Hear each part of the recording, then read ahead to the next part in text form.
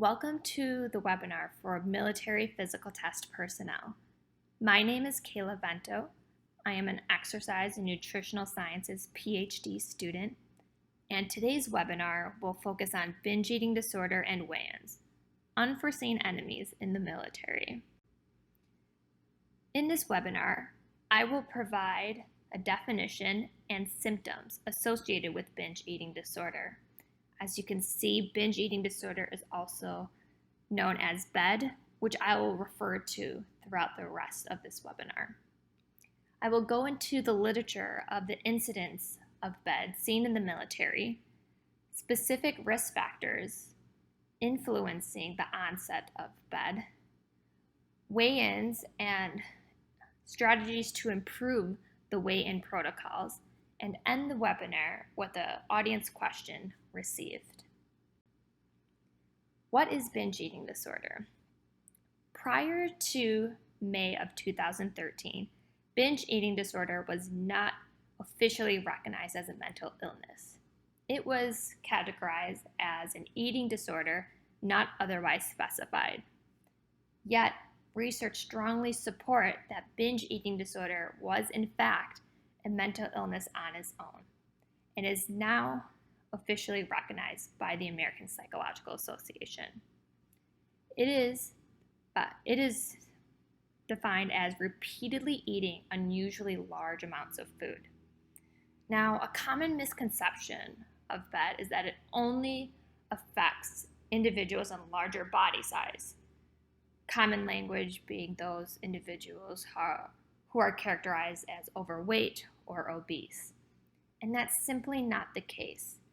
BED affects individuals at all heights and weights, ages, adolescents and adults, genders, and races and ethnicities. It also, in a military setting, can influence those who are combat or service desk individuals. It simply does not discriminate based on these factors. So what are the common signs of BED? These are questions to ask. Binge eating disorder is the most prevalent eating disorder in the United States. It's more common than anorexia and bulimia combined. Yet, it is understudied and underestimated in the military.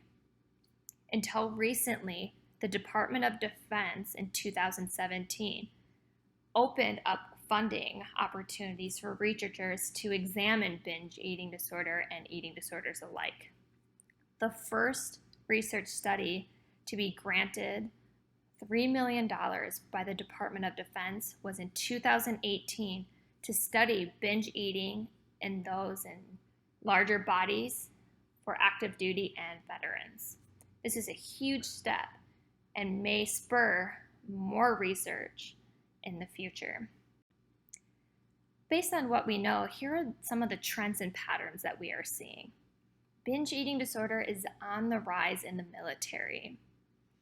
This picture was taken from a current literature review conducted in 2015 and noted that a research and team in 2014 saw a higher percentage of individuals diagnosed with binge eating disorder, both males and females, at approximately over 1.5% and over 2% for men and women.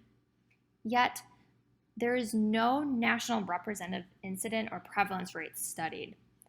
Most of the studies have came from looking at a small population, such as cadets or females in the Marine Corps. Thus, this underscores the need for prevention and education. But here's what we know. At approximately 10 to 35%, even as estimates as high as 60, state that binge eating is seen for those who are not meeting service weight standards. Thus, they are mistakenly dismissed from service instead of receiving the treatment they need.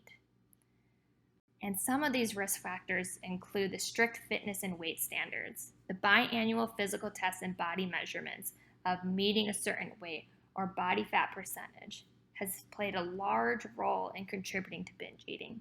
Combat exposure, Specifically, a study in women saw that 1.78% saw a new onset of eating disorders and 2.3 times more likely to experience extreme weight loss greater than 10%. Military sexual trauma is associated with poor emotional and psychosocial functioning, which has led to individuals seeking binge eating as a way of coping. And lastly, individuals entering the service may already have pre-existing eating disorder attitudes and behaviors, such that it is maintained or even exacerbated due to the military culture. Coming back to the responsibilities you have and recording weights, an individual was willing to share the stress that they experienced when having a weigh-in scheduled. This individual, and I quote, stated, "Imagine your career, your family's well-being, and your reputation being on the line over your physical fitness. The weigh-in and everything that comes with it will always be very real and very stress-inducing." This is one account that was shared, but many have also expressed similar feelings regarding the weigh-ins. You play a huge role in creating a safe and comfortable environment for those needing to be weighed. As the military is revamping its protocols, here's how you can help. One is to conduct all weigh-ins in a private setting. This includes a courtesy curtain or office space.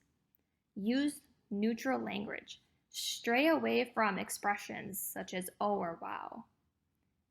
Be aware of your personal biases. Facial and body expressions talk more loudly sometimes than verbally. Having awareness of your personal biases can create a neutral facial and body language talk. In this slide, I have shared the references that was used to create this webinar, and I highly encourage for you to check them out if you have additional questions.